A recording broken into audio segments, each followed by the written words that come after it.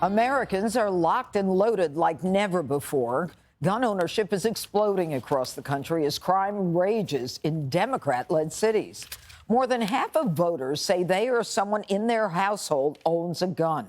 That's a record high, and it shows. Over the weekend, a Los Angeles homeowner shot and killed a suspected burglar after a group of men wearing dark hoodies and masks broke into his home. And just last month, another Los Angeles homeowner getting into a shootout with a pair of thugs who tried to break into his home, forcing the robbers to flee empty-handed. And hundreds of bodega owners in Democrat-led New York City are now arming themselves with guns as violent thieves plague their businesses. Listen to this. Anyone that's out there looking to rob us, hurt us, kill us, beware, you may be walking into the wrong bodega, because now we have the same firepower you have. Good for Fernando Mateo, who was an old friend of mine. But, Harold, not only do a record number of Americans now have guns, but a record number of Democrats have guns and gun permits. So if the liberal voters don't feel safe, why do they keep electing the same soft-on-crime policies that some of the Democrats are bringing with them? So most of the people I know own guns are Democrats. So I don't look at this as a Democrat-Republican thing. I think we look at it that way at times because Democrats argue more forcefully and loudly for some reforms and some restrictions, may be the wrong word, but some background, some conditions on who can own guns. And I think that is right. I mean, more than 3 to 1 Americans believe there ought to be firmer background checks, stricter background checks for that. 2, as long as people are in compliance with the law, I applaud. I'm like you, and I think we were around the table, some reaction as we watched a bodega owner here in New York. I have not only do I not have an issue with it, I support that. I would hope that someone who is able to own a gun and seeks to own a gun to protect his or her home, they have every right to do that. I think we shouldn't confuse the fact that I think we sometimes like to talk about the politics and the demographics around crime. I mean, I don't say that the highest murder rates are in red states, so there's something wrong. That almost implies that Democrats don't. Hold on 1 second. It almost implies that Democrats don't care about Republicans being killed. And when we talk about blue-led cities are the ones with the highest crime and murder rates, as if we're saying Republicans don't care about Democrats. I know that's not the case. My only point is I think we got to be more serious about real answers, and where there are shortcomings on the parts of any politician, they should be blamed. You asked me a specific question, I'll answer. I have said on this show, those DAs who are for cashless bail, who are not enforcing the law, I would hope that people would unelect them in the jurisdictions that they're in.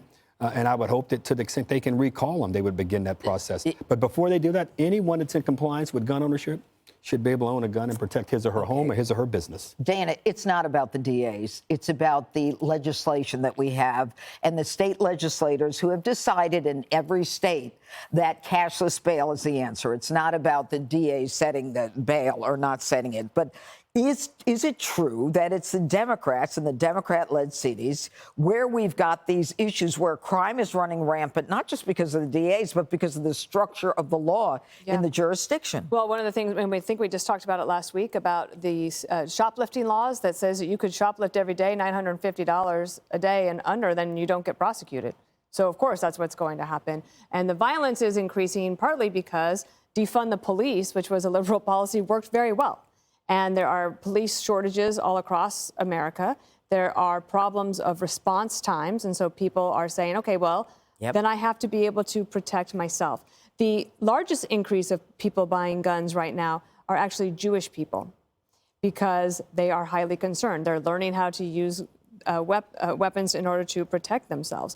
And some of these liberal cities, they don't realize that their policies increased gun ownership, and then they wonder why they can't get gun control passed. There's actually a reason for that. It's a circular problem.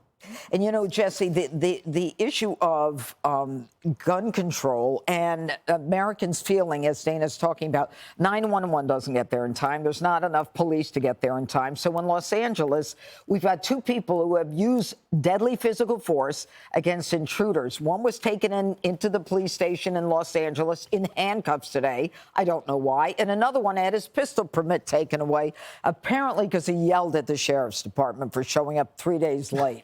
Yeah, citizens should not be the first line of defense. We should be the last line of defense. We will be the first line of defense if we have to, but it shouldn't be like that. The government should be protecting us. And I wish the government, especially Joe Biden, would try to protect us the way he did from COVID instead for crime. Because a lot of these people out there are buying guns for the first time, which I think is a good thing, Judge. When you buy your first gun, it enhances your citizenship.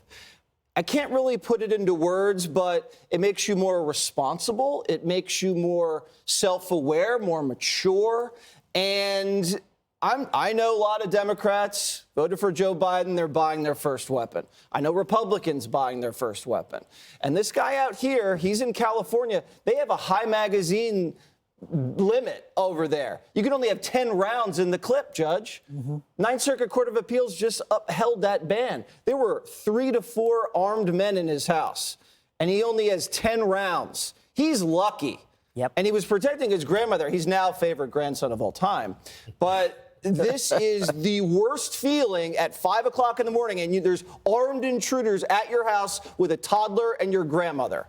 And they took him out in cuffs. All right, wrap it up, Greg. Yeah, if they have a good neighbor of the year award, they should start one for that guy. I want all my neighbors armed, because what he did was he just made his neighborhood safer, because that neighborhood had been plagued by home invaders, and he introduced or reintroduced the idea of risk to crime. Because we've removed that through these rules and these DAs and stuff. They thought they could do it, and he just killed one of them. And that was a clear message. And we did talk about, we predicted this, that law-abiding people would take the law into their own hands if they realized that the police hands were already tied. And that's what happens. I don't want to go to jail. I'm too delicate. I wouldn't last. But if I was faced with having to shoot and kill somebody in my house, I would definitely do it. And because, that's just, self-defense is an inherent part of being a human being. So the idea, you just have to do that if you feel that no one else is there, especially if your family is there. And so maybe we'll end up with prisons filled with really good people and the streets are filled with really bad people. But, it's weird. I think about the A block. This topic has a lot in common with the A block. This denial of potential rights is based on the fact that we are seen as the guilty party. It's the oppressor versus oppressed lens. We cannot have weapons. The criminal has more rights because, the eternal stain of our lineage makes it impossible for us to defend ourselves. Yeah, but, it is a natural right, though, the ability to defend yourself. And there are less lethal guns out there that don't kill. But in any event, up next, is technology about to ruin concerts? Rock legend band Kiss is going virtual. Hey, Sean Hannity here. Hey, click here to subscribe to Fox News YouTube page and catch our hottest interviews and most compelling analysis. You will not get it anywhere else.